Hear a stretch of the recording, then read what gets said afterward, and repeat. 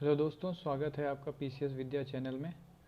आज हम अपना प्रीवियस ईयर क्वेश्चन का जो सीरीज़ है वो कंटिन्यू करेंगे। तो हम इसमें आज जो एनालिसिस करेंगे क्वेश्चंस की जो प्रीवियस ईयर का है वो है 63rd बीपीएससी का साइंस एंड टेक क्वेश्चन। देखिए इसमें क्या है, 20 क्वेश्चन आते हैं बीपीएससी में प्रीलिम्स में साइंस एंड टेक से, और वो फिक्स है। और वो कुछ जो साइंस एंड टेक से क्वेश्चन आते हैं वो काफ़ी इजी होते हैं, अगर हमने एक दो बार पढ़ा हो तो हमारे इजली 18 से 20 क्वेश्चन सही हो सकते हैं। तो चलिए शुरू करते हैं। सबसे पहले यहाँ पे ये 63rd बीपीएससी का जो एमसीक्यू आए हुए थे साइंस एंड टेक से, वो हम यहाँ पे एनालाइज करने वाले हैं। इससे पहले मैंने 64th बीपीएससी का करवा दिया है, आपको ऑलरेडी एनालिसिस करवा दिया है पूरा फॉर्मूले के साथ। उसको आप देख सकते हैं, जो कि अलग वीडियो इससे पहले बनाई थी मैंने। तो इस पर कंटिन्यू करते हैं। चलिए, तो फर्स्ट इसमें क्वेश्चन पूछा है कि क्वार्ट्ज जो है, क्वार्ट्ज क्रिस्टल्स जो क्लॉक्स में यूज़ होते हैं वो क्या है, वो क्या चीज़ है जो क्लॉक्स में यूज़ होते हैं, वो क्वार्ट्ज क्रिस्टल को कहते क्या हैं। तो उसको बेसिकली हम कहते हैं सिलिकॉन ऑक्साइड। सिलिकॉन ऑक्साइड इसका सही आंसर होगा। नेक्स्ट है, इसमें ब्रोमीन के बारे में पूछा। देखो ज़्यादा ब्रोमीन से रिलेटेड क्वेश्चन तो आ ही जाता है, हर दूसरे तीसरे साल आ ही जाता है। तो ब्रोमीन क्या है वो इम्पॉर्टेंट है, हम जान लेते हैं। एक रेड लिक्विड है, इसका आंसर तो रेड लिक्विड होगा। लेकिन ब्रोमीन के बारे में और जानकारी क्या है, ये टॉक्सिक होता है बहुत ज़्यादा। और दूसरा फैक्ट ये है कि ये ओनली ऐसा नॉन मेटल है, only non metal, sorry only non metal जो कि लिक्विड होता है एट रूम टेम्परेचर। तो रूम टेम्परेचर ऐसा ओनली नॉन मेटल है जो कि लिक्विड होता है रूम टेम्परेचर पे। तो ये हमारा हो गया रेड लिक्विड। और दूसरा ब्रोमीन का यूज़ है, इसका हमारा यूज़ है उसका फ्लेम रिटार्डेंट में, रिटार्डेंट की जगह यूज़ करते हैं फ्लेम रिटार्डेंट। कभी कभी क्वेश्चन यही पूछ लेता है कि which of the following is flame retardant, तो ब्रोमीन होगा उसका आंसर। नेक्स्ट क्वेश्चन है गैसेस यूज इन वेल्डिंग। ये सिंपल क्वेश्चन है, कई बार देखा जा चुका है इस क्वेश्चन को कि वेल्डिंग में कौन सी गैस यूज़ करते हैं। जो वेल्डिंग करते हैं ना, 2 सिलेंडर रहते हैं उसके पास। एक तो ओबियस सी बात है, उसको ऑक्सीजन तो चाहिए ही, ऑक्सीजन में ही जलता ही है चीज़ें। और दूसरा जो गैस होता है वो एसिटिलीन होता है, ऑक्सीजन और एसिटिलीन इसका आंसर हो जाएगा। नेक्स्ट क्वेश्चन है गैल्वेनाइज्ड आयरन पाइप्स।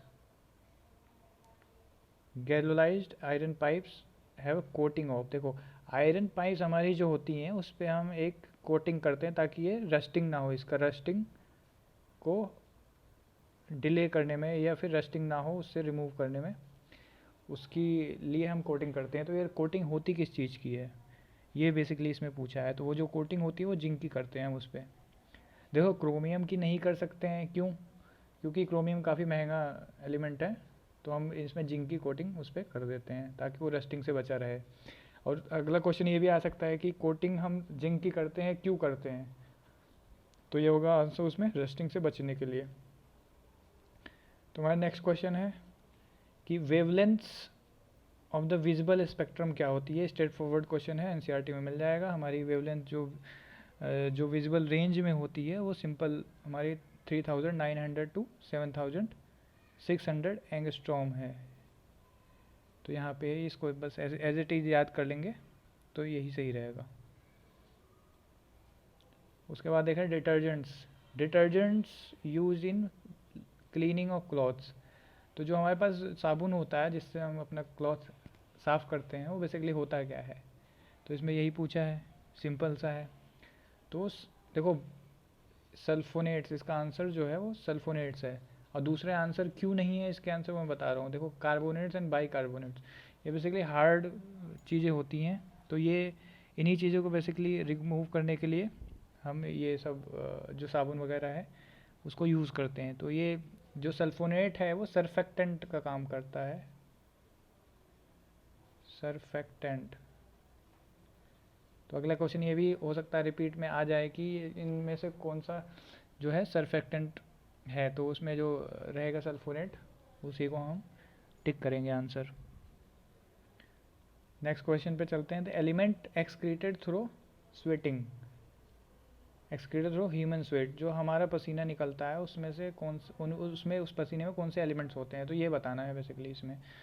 तो देखो पसीने जो हमारे निकलता है उसमें काफ़ी कुछ होता है, उसमें होता है आपका मैग्नीशियम भी होता है, उसमें जिंक भी होता है, उसमें सॉल्ट तो होता ही है थोड़ा बहुत, और भी बहुत सारे होते हैं, जैसे आपके मैग्नीशियम भी होता है, कैल्शियम भी होता है, पोटेशियम भी होता है, कॉपर, आयरन, क्रोमियम, ये सब होता है। तो इसलिए हमारा जो आंसर होगा वो मोर देन 1 अबव, तो ई आंसर होगा हमारा। आगे चलते हैं। ब्लू विट्रोल, देखो ब्लू विट्रोल ये मिल जाएगा आपको एनसीईआरटी में भी है, और दूसरी जो है जनरल नॉलेज की बुक्स जिसका नाम है लूसेंट, उसमें भी मिल जाएगा आपको। तो वहाँ पे डायरेक्ट है ब्लू विट्रोल हम किसे कहते हैं, सिंपल है, इसको बस याद रख सकते हैं, कॉपर सल्फेट को हम ब्लू विट्रोल कहते हैं, कॉपर सल्फेट को। तो इसका स्ट्रेट फॉरवर्ड आंसर है। आगे देखते हैं नेक्स्ट। तो ब्लू विट्रोल का हम चाहे तो इसका फॉर्मूला रख सकते हैं, हो सकता है नेक्स्ट में पूछ ही ले। तो ब्लू विट्रोल का फॉर्मूला जो होगा या कॉपर सल्फेट का फॉर्मूला जो होगा CuSO4 देन 5H2O, ये है CuSO4 5H2O, ये है ब्लू विट्रोल या कॉपर सल्फेट का फॉर्मूला है। उसके बाद चलते हैं positively charged part at the centre of atom. Centre of atom पे कौन सा पॉजिटिवली चार्ज पार्ट होता है, तो सिंपल है। तो देखो यहाँ पे हमारा न्यूक्लियस होता है छोटा सा, और उसके बाद ये होता है पूरा एटम का बाहरी हिस्सा। यहाँ जो है इलेक्ट्रॉन होते हैं, इधर यहाँ पे इलेक्ट्रॉन होते हैं, यहाँ पे प्रोटॉन प्लस न्यूट्रॉन होते हैं उसमें न्यूक्लियस में। तो हमारा जो सेंट्रल पार्ट है वो पॉजिटिवली चार्ज होता है, तो उसको हम कर देंगे न्यूक्लियस। तो ये हमारा आंसर हो जाएगा। नेक्स्ट क्वेश्चन पे चलते हैं, सिंपल है, इसमें देख लेते हैं नेक्स्ट क्वेश्चन क्या है। The conversation of solid directly into gas, very simple question, NCERT में है। तो इसको हम सब्लिमेशन कहते हैं। एग्जाम्पल के तौर पे याद रखते हैं, जैसे कैम्फर है, कैम्फर कपूर होता है घर में, उसको हम जलाते हैं, सॉलिड से जलाते हैं, डायरेक्ट गैस में चेंज होता है, ये भी कैम्फर, तो हमारा सब्लिमेशन प्रोसेस है। दूसरा है ड्राई आइस, जो कि जिसको सॉलिड कार्बन डाइऑक्साइड कहते हैं, CO2 जो है सॉलिड में, उसको कहते हैं ड्राई आइस।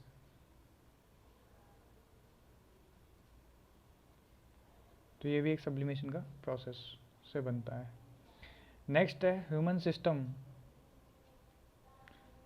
ह्यूमन सिस्टम में इंसुलिन क्या कंट्रोल करता है, मेटाबॉलिज्म, कंट्रोल द मेटाबॉलिज्म, क्या कंट्रोल करता है इंसुलिन, ये देखो ये कंट्रोल करता है उसमें कार्बोहाइड्रेट्स को, कार्बोहाइड्रेट जो कि एनर्जी देता है शरीर को, और उसमें बहुत सारे चीज़ें होती हैं, जैसे आपका कार्बन है, हाइड्रोजन है, ऑक्सीजन है, वो कार्बोहाइड्रेट्स में होते हैं। और इंसुलिन जो सिक्रेट होता है वो काफ़ी चीज़ों को कंट्रोल करता है, बेसिकली ग्लूकोज को भी कंट्रोल करता है आपके। तो नेक्स्ट चलते हैं आगे। उसमें देखो अच्छा एक बात और, यहाँ पे जो इंसुलिन है वो जो डायबिटिक पेशेंट्स होते हैं उसमें क्या है, ग्लूकोज वगैरह का जो कंट्रोल रहता है शुगर का, वो एक्चुअली में शुगर ज़्यादा नहीं होती है उनके पास। जो लोग कहते हैं इनको शुगर की बीमारी है, शुगर ज़्यादा हो गई है, नहीं ऐसा नहीं है, उनका एक्चुअली में इंसुलिन सिक्रीशन कम हो जाता है, इस वजह से वो शुगर बढ़ी हुई दिखाई देती है। तो उनका इंसुलिन का प्रॉब्लम रहता है, शुगर का नहीं। तो दूसरा नेक्स्ट क्वेश्चन देखते हैं। एंटीबायोटिक अमंग द फॉलोइंग क्या है, देखो इनमें एंटीबायोटिक आपको कई दिख रहे होंगे, जैसे पेनिसिलिन है, ये एंटीबायोटिक है, सल्फर डाइआज़ाइन, ये भी एंटीबायोटिक, जैसा आंसर हो जाएगा मोर देन 1 अबव। देखो एंटीबायोटिक क्या होता है, जो बैक्टीरिया, एंटीबायोटिक मतलब बैक्टीरिया के अगेंस्ट जो काम करे वो दवाई, जैसे इन्फेक्शन या फंगस का हो जाता है तो उसके लिए एंटीबायोटिक देते हैं। फिर नेक्स्ट क्वेश्चन है हमारा, which of the following mostly carbohydrate, ऐसा कौन सा इसमें से हमारा सीरियल है जिसमें कार्बोहाइड्रेट ही होता है सारा। तो अपना फेमस चावल, राइस में है सारा कार्बोहाइड्रेट ही है।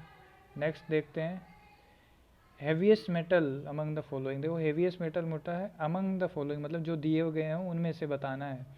तो हमारा हो जाएगा मरकरी। इसको हम देखो एग्जांपल देख लेंगे, आपको पीरियोडिक टेबल देखना पड़ेगा, एक बार देख लेना चाहिए तो फ़ायदा होता है काफ़ी ज़्यादा। पीरियोडिक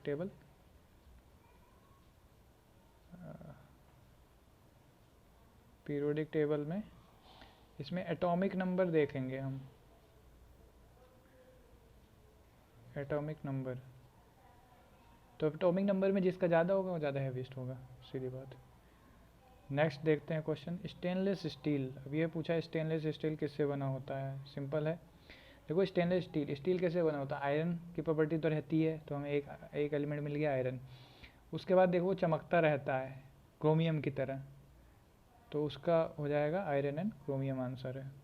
नेक्स्ट चलते हैं, to protect bones plaster of Paris, POP use किया जाता है बोन्स का, जो हमारा जैसे किसी को चोट वगैरह लग जाती है, फ्रैक्चर हो जाता है, तो पीओपी यूज़ कर लेते हैं। तो पीओपी को कहते क्या हैं, वो क्या किस टाइप की चीज़ है, वो है जिप्सम है। तो उसमें देखो पीओपी का नाम बता देता हूँ, इसका साइंटिफिक जो नाम है वो है कैल्शियम सल्फेट।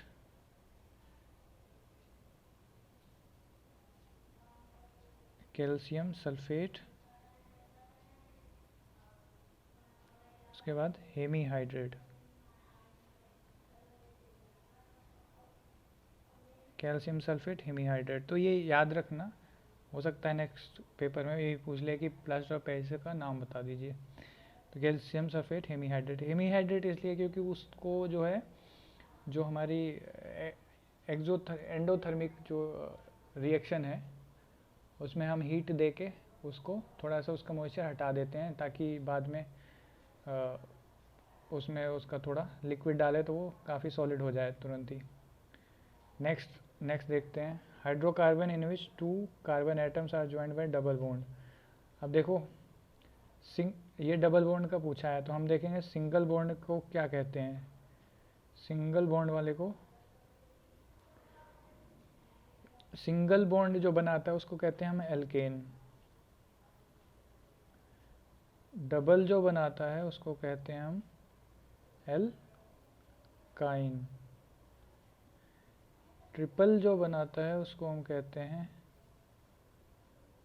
सॉरी ये एल्काइन नहीं होगा, एल्कीन होगा, एल्कीन। ट्रिपल जो बनाता है उसको हम कहेंगे एल्काइन। हाँ ठीक है, तो ये डबल बॉन्ड पूछा है तो हमारा आंसर हो जाएगा एल्कीन। तो ये याद रखना, ये हो सकता है नेक्स्ट में आ जाए दूसरे फॉर्मेट में। केमिकल नेम ऑफ विनेगर, ये सबको ही पता होगा, वेरी कॉमन, घर में यूज़ होता है। इसको कहते हैं एसिटिक एसिड, प्रिजर्वेशन में काम आता है फूड। उसके बाद है acid use in car battery. देखो बैटरी, कार बैटरी हो या घर की इन्वर्टर की बैटरी हो, उसमें एसिड तो यूज़ होता ही है, और एसिड यूज़ होता है हमारा कौन सा, सल्फ्यूरिक एसिड, H2SO4। ये 4 छोटा है बेस में, ठीक है। नेक्स्ट देखते हैं, the gas which comes out on opening soda water bottle. देखो जो हम जो कोल्ड ड्रिंक्स पीते हैं, थम्स अप हो गया या फिर ड्यू हो गया,